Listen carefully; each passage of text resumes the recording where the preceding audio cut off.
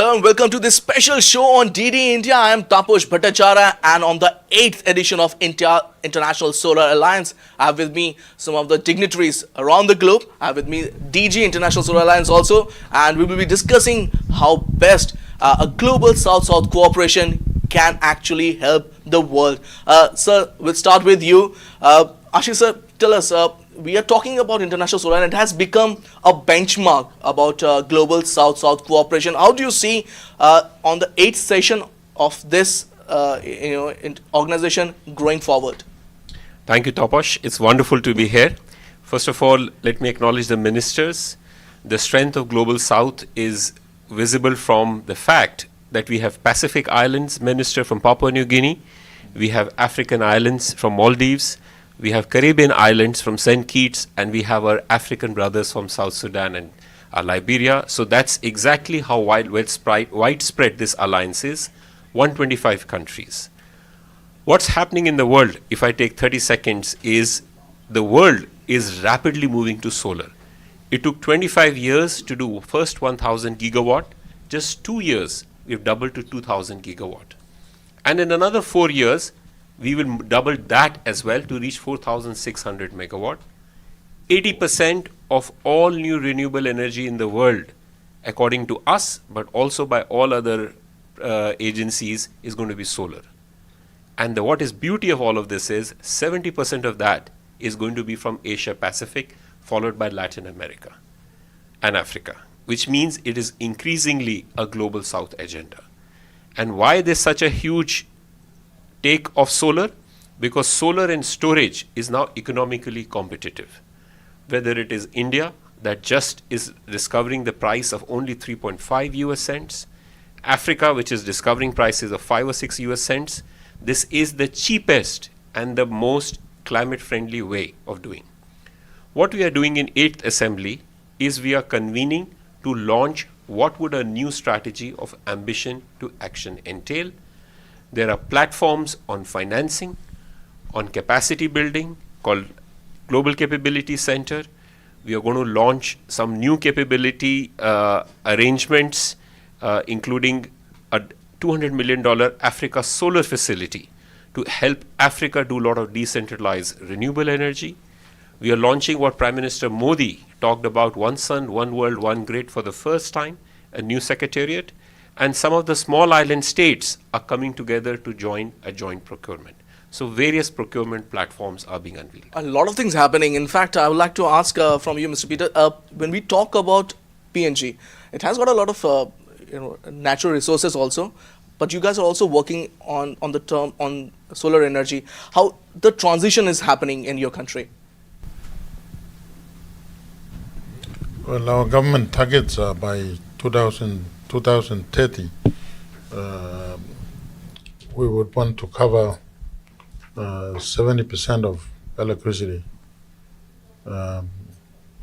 which really cannot be achieved on using the main grid power alone. So this is where solar energy comes into play, especially for a country like ours with issues with geography and small islands scattered everywhere, and having 70% of our population being rural based, we target that solar power is the way to go to lighten up our rural population. Right. So, Mr. Hussain, Maldives and India has a long collaboration history going. Prime Minister also has been talking about it. I wanted to ask you, what else is happening when it comes to equity collaboration that you guys are working with India as well as with ISA? That's because ISA is leading that charge, and when it comes to solar power. There are several projects being carried out in the Maldives, specifically in terms of renewable energy with solar PV installations, and with the coming projects, we are expecting some of the new jobs being created, and also with develop new projects in order to cater for the renewable energy share in the Maldives. Currently, we have around 7%. However, we are targeting to reach 33% by 2028, and we are really committed for it. When we talk about, sir, finance and innovation, that's another thing that is lacking. A lot of people are talking about, it's good to have, solar energy, but the first installation and when we talk about large scale installation, it takes a lot of money. How does, a country like, for instance, St. Kitts, it obviously doesn't have that kind of finances. How do you guys work with ISA, with other agencies to, have that kind of a setup? All right, thank you very much for that question, and I want to thank the ISA for this opportunity as well. The Director General spoke earlier about the potential of pool procurement, and that is one avenue through which the overall cost of installations can go down, because the challenge for us really is that we're spending so much money right now on producing energy or electricity from fossil fuel. If we were to look at just the amount we spend in fuel alone, we would realize that we do have the capital to potentially spend on solar power. But it is often a challenge to raise that capital for a large-scale project. So with pool procurement opens up additional opportunities that can help to lower the costs. But we have no choice but to push forward anyway.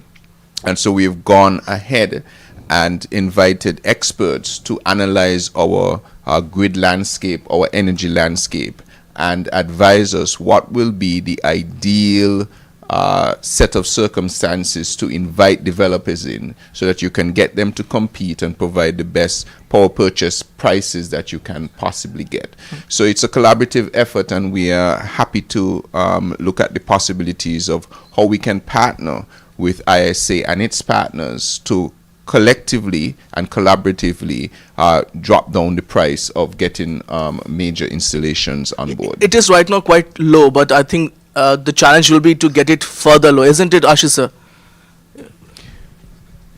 Yeah, I think what, if I may elaborate what the St. Kitts minister is saying, that it is low for countries that have managed to actually do a lot of solar. Yeah. But for those countries that are first trying to do a first large solar, whether it is Papua New Guinea, Maldives just got the first solar for about 9-10 US cents. They believe they can go lower. If they pool a procurement, then larger private sector companies get interested. The countries learn from each other, because all of them have almost 10% of their GDP going on fossil fuels as well. So that, I think, is a combined benefit of learning from each other, bringing down the cost and attracting the best private sector to come in. So what could be the benchmark? I mean, if we talk about 8-9 cents, but where do you think that it makes financially viable? So, today, most of these countries have 80% of their generation on heavy fuel oil or diesel, including from South Sudan and Liberia. That costs 20 to 25 US cents. So imagine the people who have some of the lowest energy access are paying some of the highest tariffs in the world.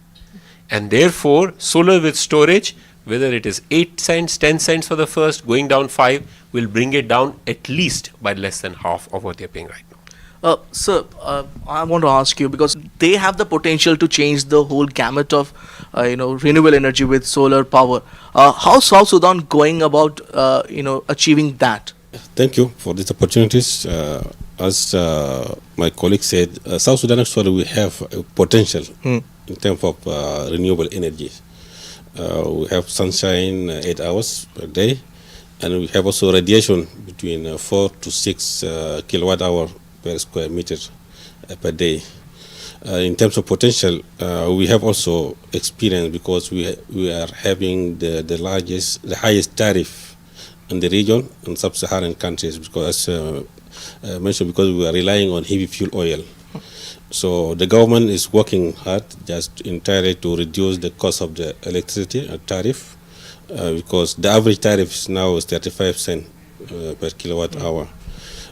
So introducing solar, and because actually we introduced already, I think on January 1st, 20 megawatt power plant solar with battery energy storage 14 megawatt. So this is giving us with the tariff at 9.5 cents. So it's encouraging for the country that to introduce the solar system all over the country. As our colleague said, also we have the challenges sometimes for the going to the high capacity because accessibility to the electricity in South Sudan is very low. The rate is less than 10%, and globally it's very low. So the government is working hard just to increase that accessibility because we have off-grid and some area don't have access to electricity.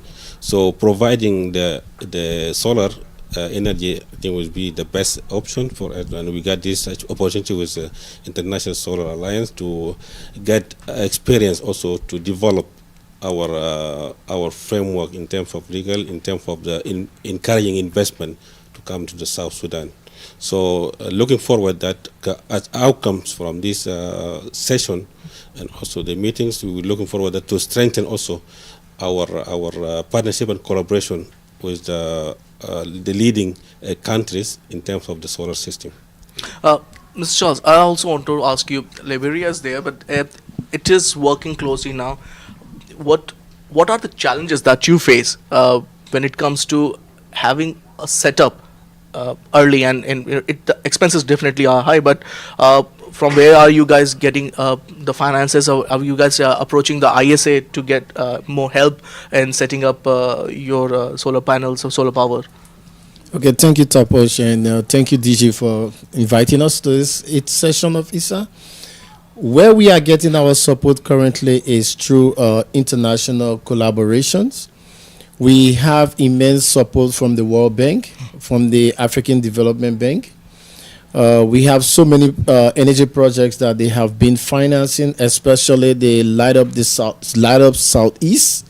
It's one of the projects that the World Bank and the EU has heavily been supporting. We also have series of solar projects that are coming to life now. In the past, we rely heavily on fossil fuel, especially in the dry season, because our hydro is a seasonal hydro. During the rainy season, we have a high flow, but during the dry season, the rivers run low. So it has been a case whereby during the dry, we invest heavily in HFO. But now we have a 20 megawatt solar that is hopefully coming up the first part of next year. And also there's another 20 megawatt that is being currently groundbreaking ceremony is going to go on during the way towards the shuffling location in Liberia. So in terms of financing, we are encouraging IPPs, independent power producers, to come into the country.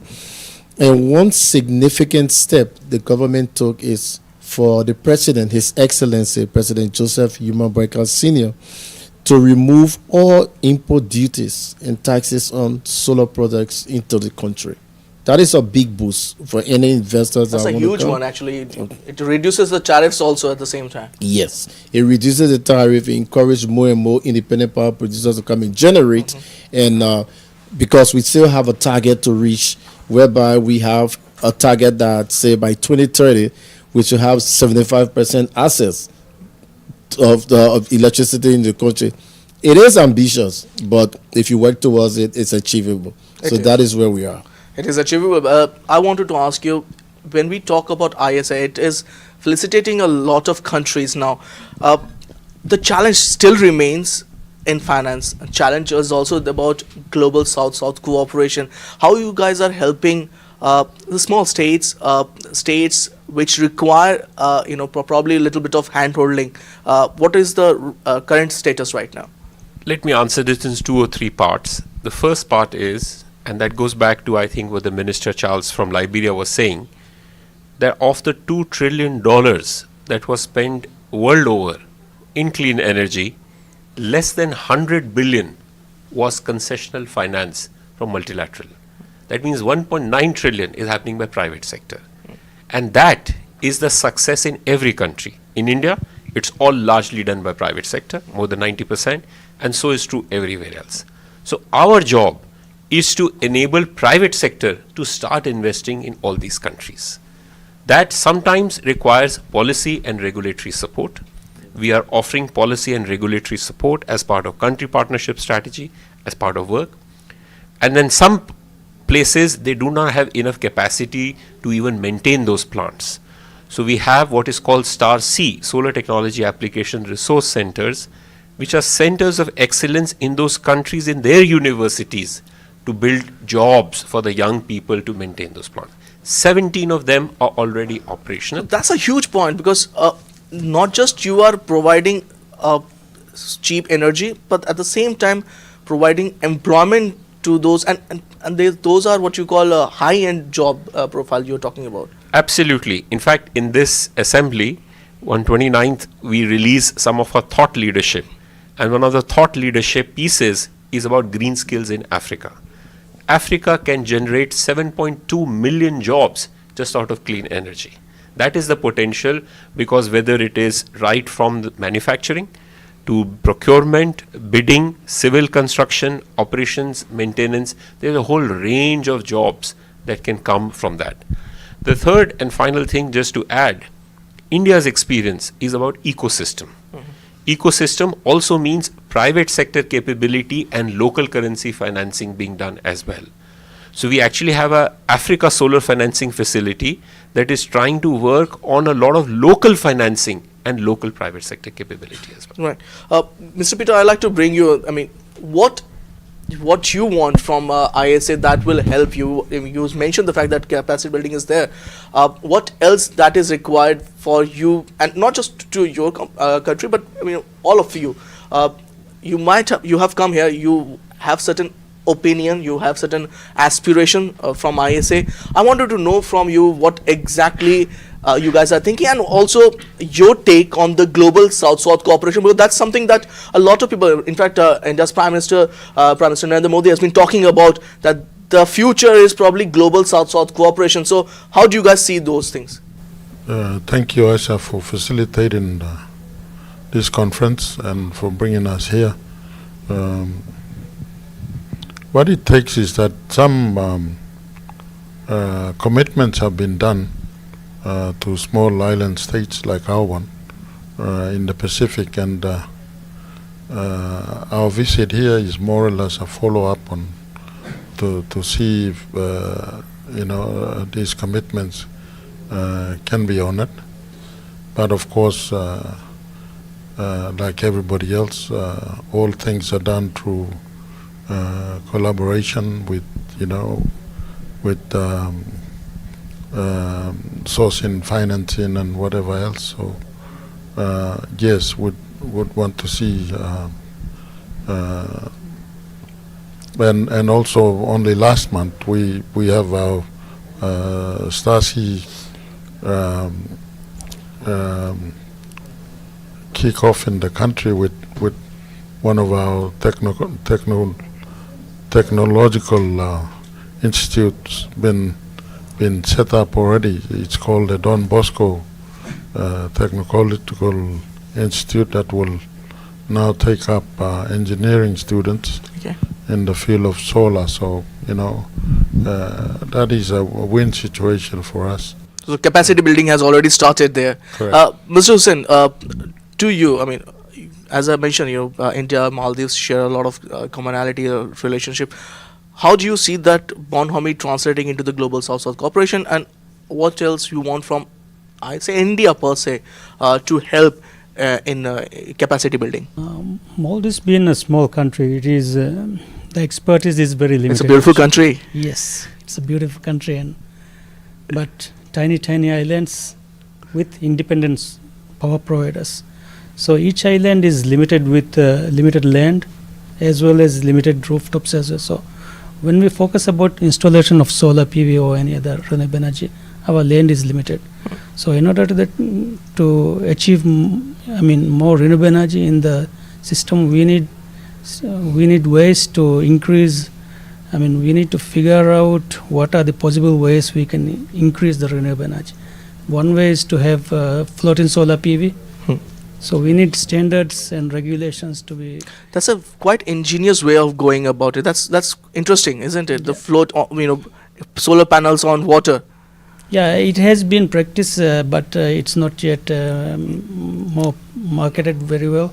But I believe in near future we are expecting more floating solar, and we have upcoming floating solar procurement as well. So it's ongoing, and we expect ISA or other parties to provide us with technical supports to develop those things, and also like ISA Director General mentioned, joint procurement would really help us to cut down the power purchasing agreement rates below.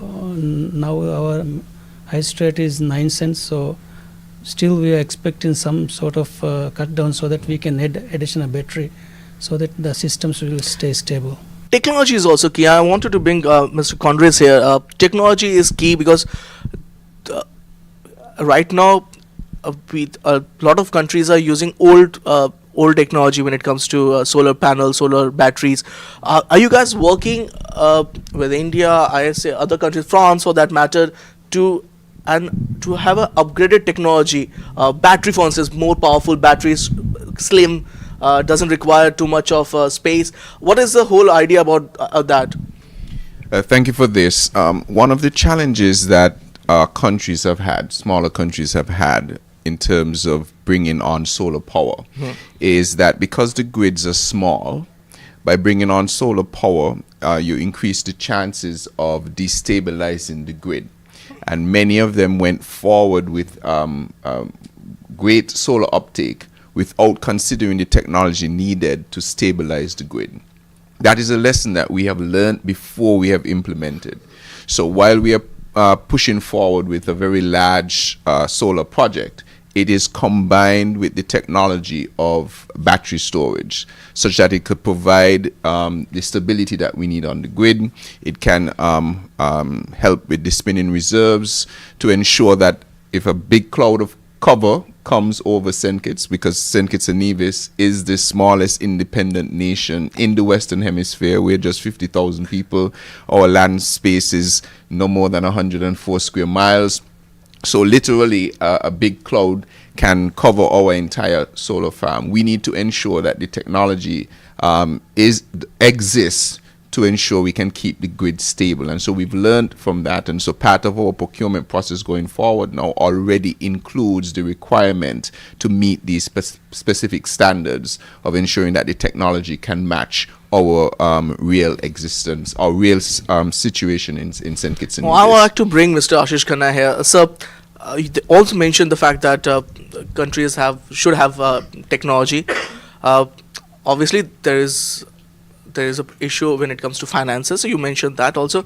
Is that ISA is trying to set up a sort of an academy where all these countries can come over? Is there some sort of a overarching sort of a secretariat or academy where they can get help when it comes to new technologies, and also having a line of credit or finances which can help these countries? Yeah, so first let me just go back to Minister Conrad's very important point, and we'll mention it very clearly in our report, that any country which is thinking of doing solar now has to upstream think about storage and transmission. Whether it was the Spain outage that was largely because of lack of storage and transmission, or in India which is now trying to do storage, countries that are planning to do solar start thinking of storage and transmission. That's very important. At this onset. On your point about new technologies, we actually have opening up a new vertical in ISA called Technology Policy and Roadmaps. Because on the point, the world does research only from north. I think the time has come where what is the real need for global south is also done. Let me give you a small example. Most of these countries are yet to do large-scale urbanization.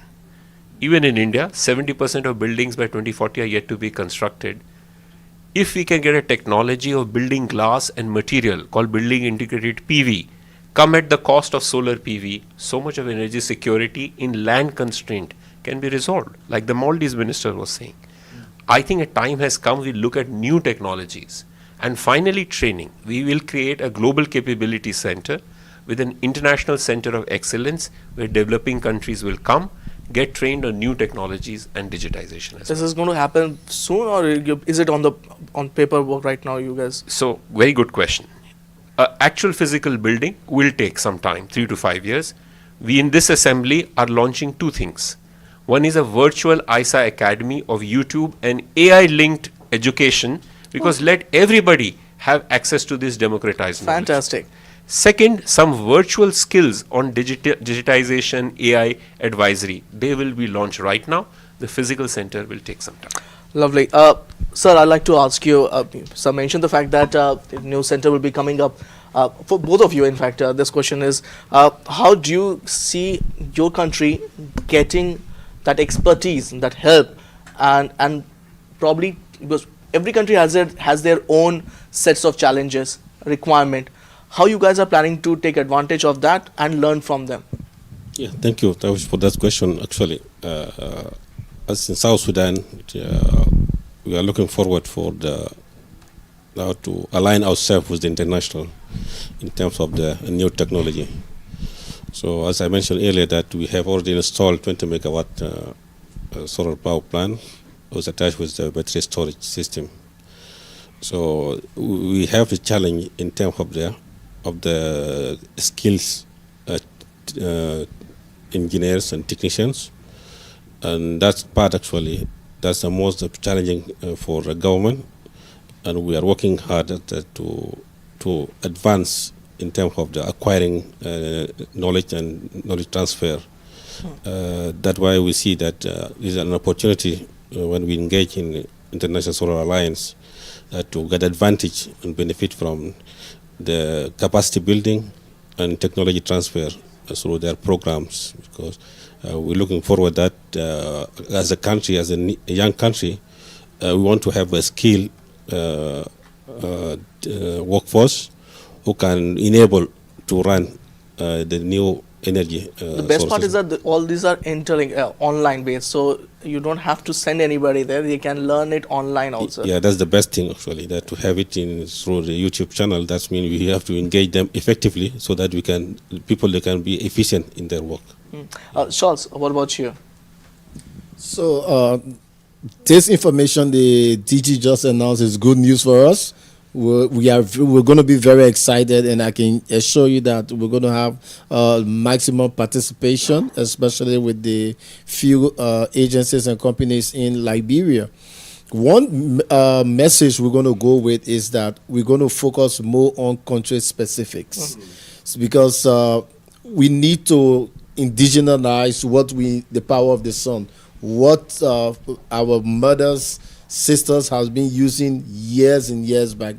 Let me give you one typical example. In Liberia, we have this farming season. So usually when they go out, they cultivate the corn, the maize. The women always take a little one and put it in the sun to get dry. Dry. That is unique for the next farming season. So we have so many things we can use and harness the power of the sun. So for Liberia, we're going to engage this online training with more country specifics, and we're going to be fully part of their participate in the learning and cultivate some of the new technologies that ISA is going to have to give us. Charles, let me tell you, same thing happens in India also, especially in North India. We do a lot of, we dry these things in sun and then we use it later on. But Ashish sir, coming to you, when we speak about ISA, the future, everybody talks about, the present. The future is also important, obviously. What ISA is doing on the 8th session to plan, let's say, for the next decade. We, India, France, are two countries which started the whole movement. Where do you see this movement going forward? It's a very good question. But if I can take 20 seconds, because there was something all these ministers said. The beauty of solar is that it can be adapted to the context of that particular country because it is small and modular. Some country will need a lot of mini grids like Nigeria, Liberia. Some countries like SIDS will have a very separate kind of a domain. That is something that ISA is really focused on. On your question, as I said, the next 10 years will take more and more solar leadership with Global South. India already is the world's third largest solar. I think Africa and Latin America will see most solar development because they have the best radiation but least usage right now. To do that, they need platforms. Platforms where people and countries can come together and more collective action can happen. The SIDS platform is one such way. Africa Solar Facility is another such platform. So ISA's role more and more is to harmonize standards, create platforms, and bring private sector financing in a much, much bigger way in all these countries. So if you will look at our new strategy for next 5 to 10 years, we are saying it's not about advocacy. Everybody is convinced now of solar. It's not even about pilots. You don't need to do pilots. You just need to go scale. And scale requires bringing countries together, bringing private financing together, bringing new technologies together. So we are about launching platforms that are going to aggregate all. I want to again ask you another question very much similar to that. Prime Minister Modi's vision is about one sun, one world, one grid.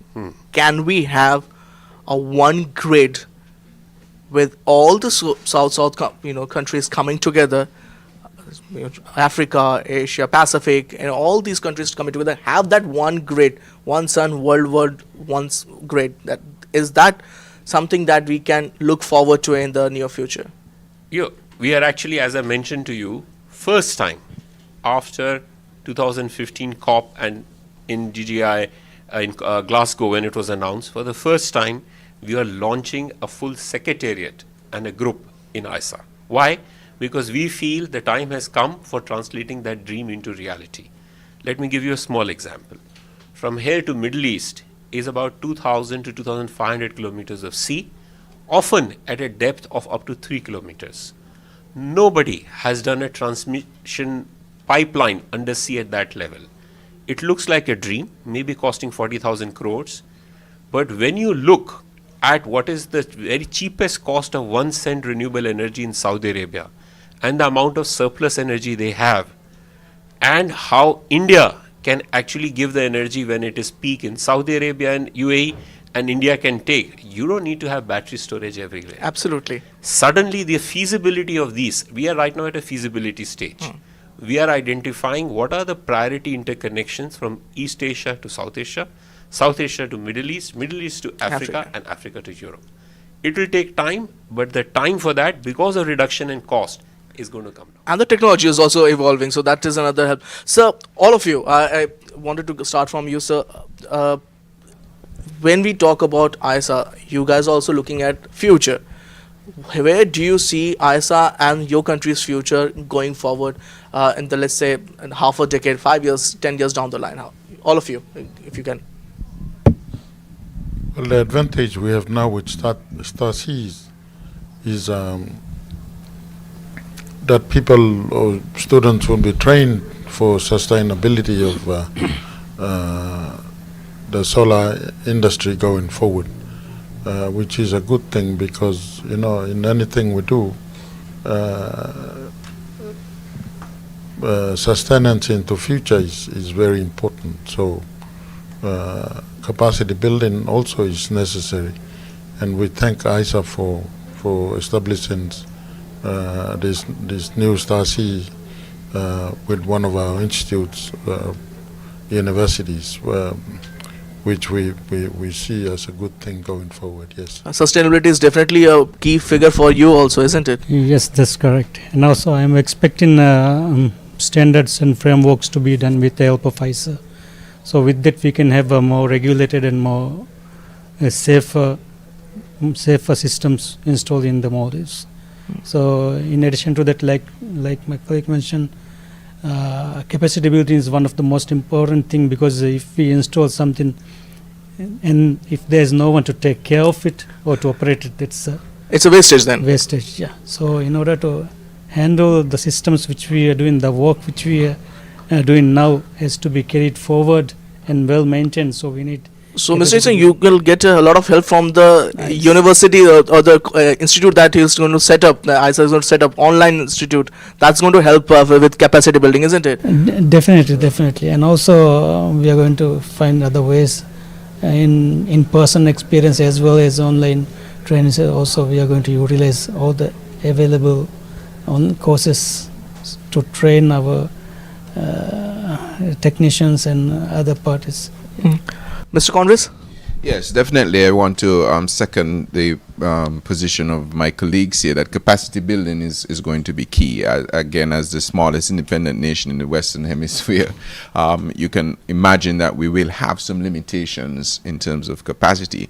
But with the resource pool that ISA offers, we look forward to that capacity building and for us to be able to learn from the experiences of its other partners, because ISA would then have a group of members that would have so many experiences that we can draw on that will prevent us from making the same initial mistakes that first goers will have. So you will learn from their mistakes and you will improve Yes, yourself. and that should always be the case, right? Every generation should be better than the next Yes. by learning from what the previous generation may have missed on. So we're looking forward for that in terms of its the capacity building and resource sharing and the opportunity to learn from our colleagues around the globe.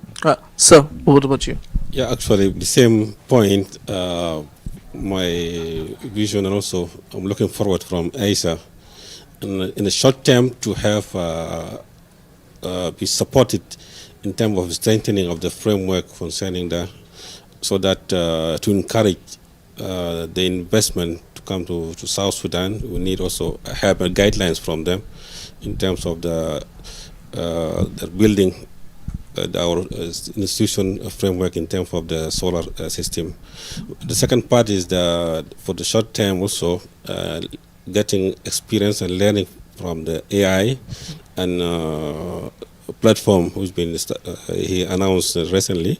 That would be also good for us for our people to be trained online and to have a capacity to be built. The third part from it, I think, will be within 5 years ongoing. I'm looking forward that for establishment of a STAR-C in South Sudan as a collaboration to strengthen our skills in our technical. Have you spoken to Mr. Ashish about that? Is he okay with that? Yeah, we will also approach them. We'll see how we collaborate together, and I believe based on their vision also, we can make it. That's a great vision. That's the whole idea of going forward together, isn't it? Sir, Charles, what about you? Okay, for Liberia, one thing we would like to see from ISA is, yes, we're going to get more interactive learning from the new platform, the new YouTube learning that they're going to set up. We'll be looking to see how we can, yes, freshly build capacity. Secondly, see if we want interactive learning, whereby I keep mentioning country specific. We relate what we are learning to our day-to-day life in the country, especially. So online learning will actually help you, because if you have certain questions, you can always ask. That's the whole idea, isn't it, sir? Interactive sort of a. That's what we look forward to, and also we will also want to tap in from the new technologies that ISA, especially agencies that work with ISA, have to offer, so that we see how. One good thing we've started is in our policy in Liberia, we started some policy reforms, and we encourage like independent power producers that want to start a solar PV farm to get or land closer to the substations. We have 5 substations in our network, and these substations are energized, but they are not in use. So we encourage IPPs, build your solar park near the substation, so that the distance to the substation and your technology can be compatible with that of the existing technology. So these are all the information. These are things that we would like to improve on, and especially learn from ISA, from the various technologies she has to offer, especially in this e-learning. Ashish sir, a lot of people are very happy with your announcement. It just happened to make it right now. Obviously these are important things, but when it comes to, again, finances, that's another part that you guys are working on. Is there any chance of setting up a sort of a World Bank kind of a model, or a model which will provide easy finance to the countries, obviously with private partnership can come over. Is that something that you guys working? So it's a very important question of distinguishing ISA from other players, and it is therefore important that ISA is not a bank. However, the only financing product that we have announced and will be launched hopefully before December is a $200 million Africa solar facility, where the uniqueness of that is not a line of credit or anything, but it's providing risk mitigation support for private sector to start investing in decentralized renewable energy of solar pumps, mini grids in certain African countries. Why? Because the tariffs are so high, yet the perceived risks are so high that banks and others are not willing to lend to them. Absolutely. So it's, remember the first thing I said, our role is to enable private sector. Yeah. I can tell you, Taposh, I worked maybe with 60 countries. I ask, is there a single bankable project with a good PPA that is not being done without financing? The answer is always zero. Zero. Absolutely. So therefore, the real purpose is not to create a huge line of credit, but to make their projects and their countries and their sectors so viable that private sector will come and invest in the sectors. Well, welcome to India. Have you guys been to outside Delhi? Have you been able to explore much of the city? I just arrived here today, so hopefully I'm going to explore the city before I leave. What about you guys? Been earlier in Delhi, early in the country? Not yet, just early morning. Yes, I'm not here 24 hours yet, so we hope to get that chance. Hussain? Yeah, I've been around. I've been to Presidential Palace yesterday, so it was really good visit. So, all set, looking forward to enjoying India's hospitality? Came in last night, so yes, looking forward to. Hopefully, the 8th session of ISA is expected to be revolutionary. It is expected to be game changer, and hopefully everyone will benefit from that. Thank you so much for your time. Everyone, thank you so much.